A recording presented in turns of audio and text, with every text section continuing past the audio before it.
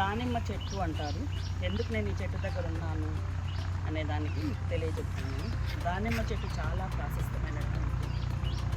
ఉన్నటువంటి మొక్క.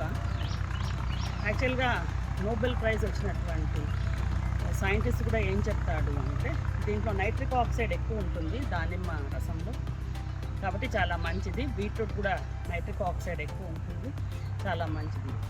ఎందుకు నైట్రిక్ ఆక్సైడ్ ఎక్కువ ఉంటే your organs will be white. కానీ ఇంకొక అద్భుతమైనటువంటి విషయం దాగి ఉంది.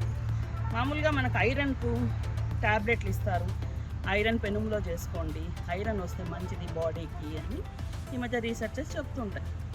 కానీ ఐరన్ మంచిది కాదు, కాపర్ ఈజ్ చాలా మంచిది. ఈ మెగ్నీషియం కూడా ఐరన్ ఉంటే మెగ్నీషియం అబ్జార్బ్ కాదు, కాపర్ ఉంటే మెగ్నీషియం అబ్జార్బ్ అవుతుంది. కాబట్టి దానిమ్మ జ్యూస్ తాగితే, మీకు దానిమ్మ పండు తింటే దీంట్లో కాపర్ ఉంటుంది, బీట్రూట్లో కాపర్ ఉంటుంది. కాబట్టి కాపర్ ఉన్నందుకు అది నైట్రిక్ ఆక్సైడ్ ఎక్కువ అబ్జార్బ్ అవుతుంది బాడీలో. కాబట్టి దానిమ్మకు చాలా ప్రాశస్త్యం ఉంది మన వేదాల్లో. కాబట్టి దానిమ్మ జ్యూస్ తాగండి. కాపర్ దానిమ్మలో ఉంటుంది, లో గ్లైసెమిక్ ఇండెక్స్ రాగిలో ఉంటుంది, బీట్రూట్లో ఉంటుంది. కాబట్టి ఇవన్నీ తీసుకొని copper inside to your system, magnesium absorb అయిపోయి బోన్స్ వైటల్ ఎనర్జీగా ఉంటాయి. కాబట్టి this is the thing inside in దానిమ్మ రసం.